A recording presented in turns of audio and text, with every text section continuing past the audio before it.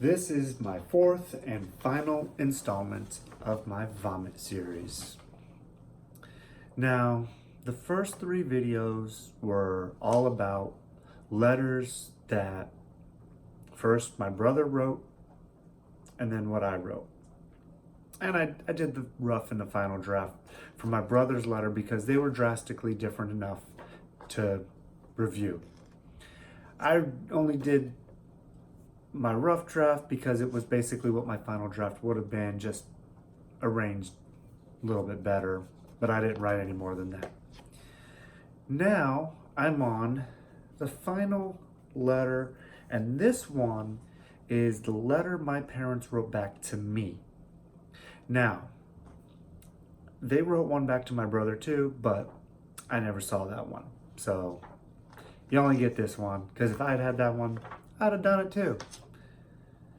But I printed this out from a picture on my phone, so you'll please excuse me when I gotta squint a little bit, because this is really tiny printing. I don't know if you can see how tiny it is. It's really tiny. Yeah, so let me go ahead and get started with this one. Dear James, we are sorry for the way you feel about us. It took several years of research and soul searching before we came to our decision to leave Jehovah's Witnesses, a mind-controlling religion. No, James, we do not believe it is the truth. 25 years of being an elder and 5 years as a presiding overseer have convinced me it is not the truth, nor is it a loving organization. As an elder, I have seen things that didn't sit with me as being just and right. As a mother and elder's wife, I have experienced a lack of love and fellow feeling. Case in point, for years I requested a shepherding call, but was told by a circuit overseer I didn't get one because I was an elder's wife. When Willie passed away, the so-called friends were too busy preparing for the convention that they wouldn't stop by and give us the moral support we desperately needed at the time. It was my cousin Susie and her husband who came every day to support us. James, you're right, I have been haughty, but I was trained well by two of the haughtiest people on earth, your grandparents. Since going through therapy, I have been working to overcome this. However, I know I will continually have to work on this. Since haughtiness is a winter trait, I suggest both you boys examine yourselves for this. I was haughty? Me? That letter I wrote certainly wasn't from a haughty person. I was from the most humble, meek, kind person you could have ever met in your life. Okay, I'll let you catch your breath. Stop laughing. Stop. Okay, we're good. Okay, continuing on. As for calling us on the phone, since we left the organization, we were respecting the requirement of communication only for family business. You know you can call us anytime. Why are the grandchildren mad at us? What have you told them about us?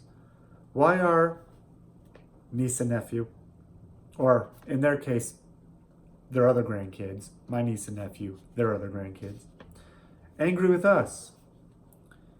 Your brother told us not to have any contact with them, and we both know that it is because of the Watchtower mandate forbidding contact with those who have left the organization. You and your brother have made the decision to keep us away from your children. It was not our decision. We would love to have a relationship with our grandchildren. And man, how true that is. Whew. James, how did we not take care of my mother? Do you remember what your mother and I have been doing for your grandparents for years? And where was my brother all these years? Is he not equally responsible? Here are the facts, James. And yes, his brother was equally responsible and didn't do much. My parents did way more. Back in '03, your mother and I found them totally destitute with only $1,000 to their name. They were unable to pay their taxes and insurance. We helped them get money for the sinkhole on their property. We helped them fix their house so they could sell it. We gave them an acre of our property and bought them a mobile home with our money. Even after they had more than 200 grand in the bank, at that point, we never asked for any repayment. All we asked was that when they died, the property would revert back to us. After your grandfather's death, your grandmother's dementia kept getting worse.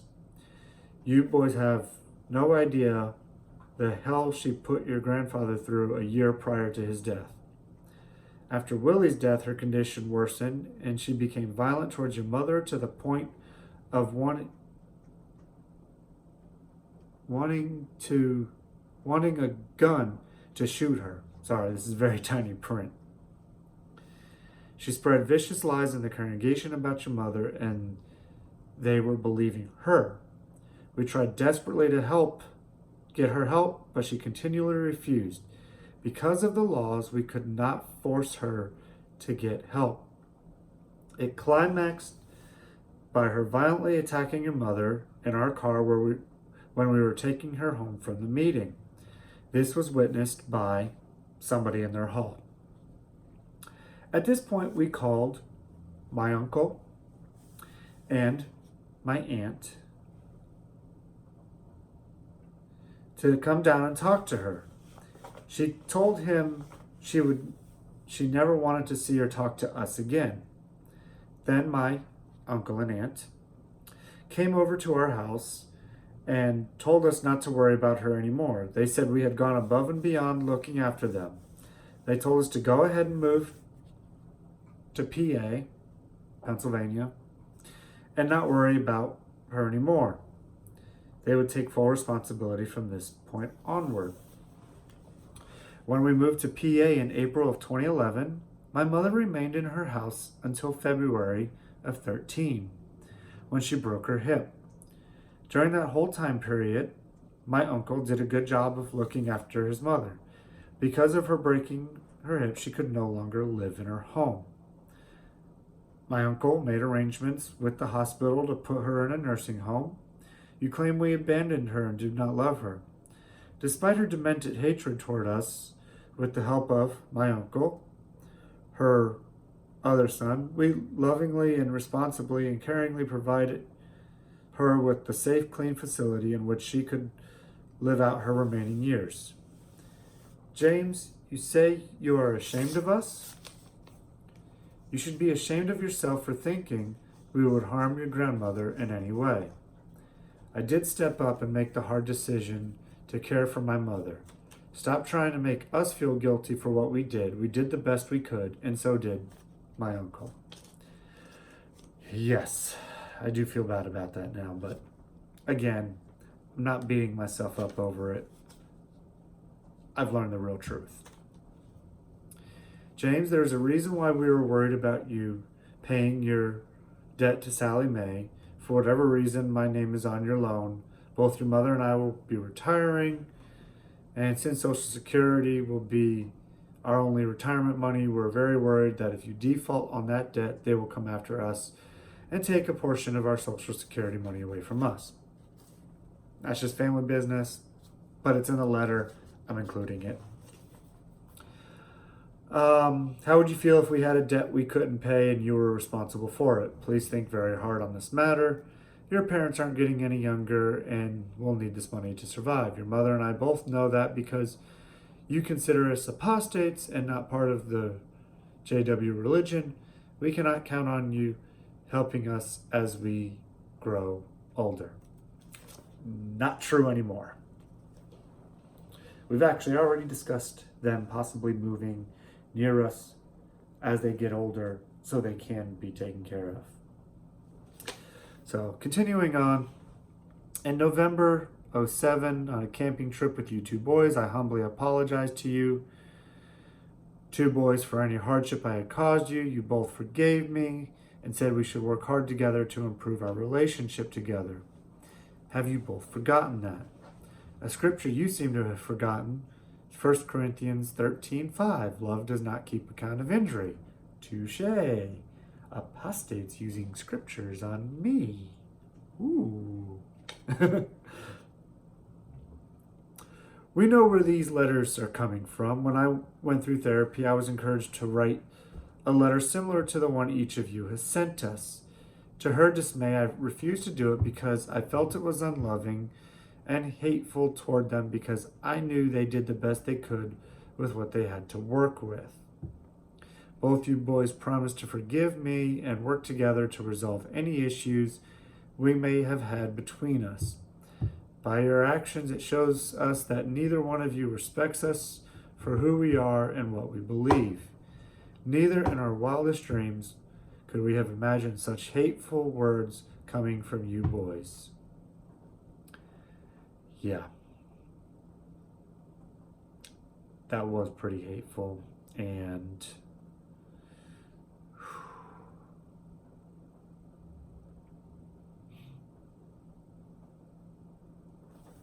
that's just, it's it's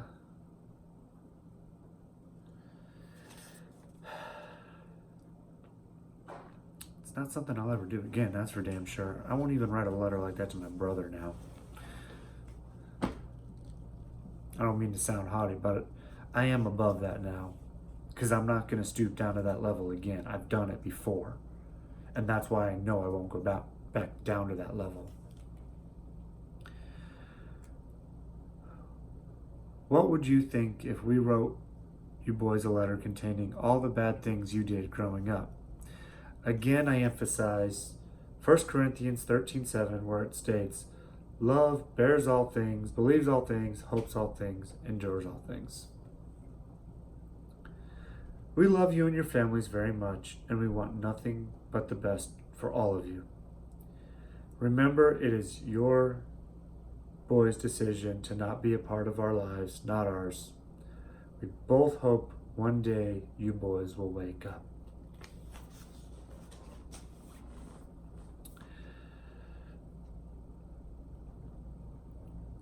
Why did I read these letters? Because it really shows how far an organization will push its members to go.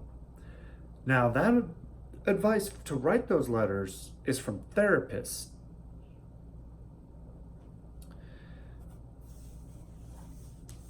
You have to choose a therapist wisely. You gotta choose one that's gonna promote your best interests and your best health. Again, I'm not a therapist, I'm not trained in this, but I would never do that again. That's not healthy. When you're sitting there dumping all your crap back on the people. Now, yeah, you get crap from your parents. We gave it back. Doesn't make it right. The whole term fight fire with fire means you're going to get a blaze going on and you're not going to be able to stomp it out. I'm sure most of you who are listening to this video have heard of the Hatfields and McCoys. How long did that feud go on?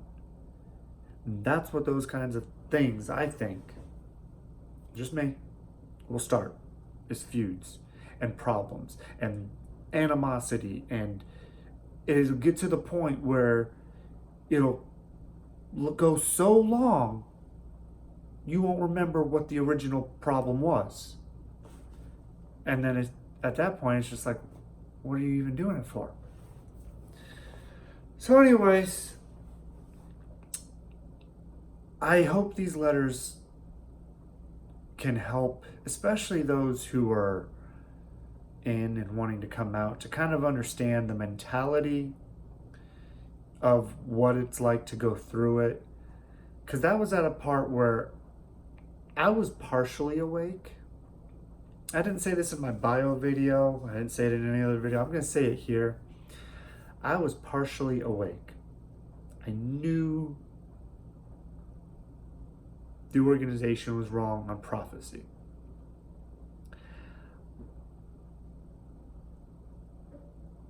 I still thought they had the truth. And I still thought it was the right way to go. It was wrong. But that's what they do to you. That's how they screw with your head and your mind to make you stay with them. So anyways, I sincerely hope that these videos help out people.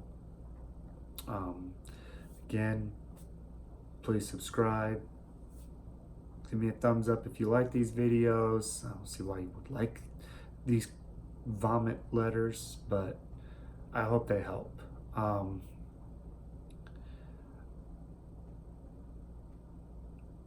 If not now, then in the future. That's why I'm putting it out there.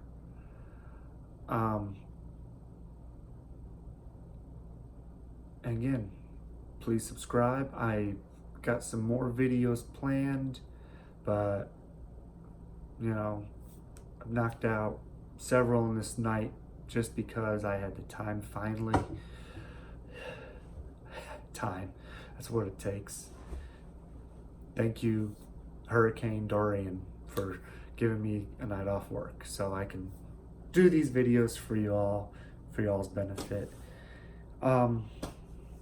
Also, if you're not part of the group watching Watchtower, give a shout out to there. Please come join us. We'd love to have you there. You know, it's a great support group. One of the best ones out there, I guarantee it. And anyways, thank you for watching. I sincerely appreciate you listening to me ramble on. And y'all take care. Bye.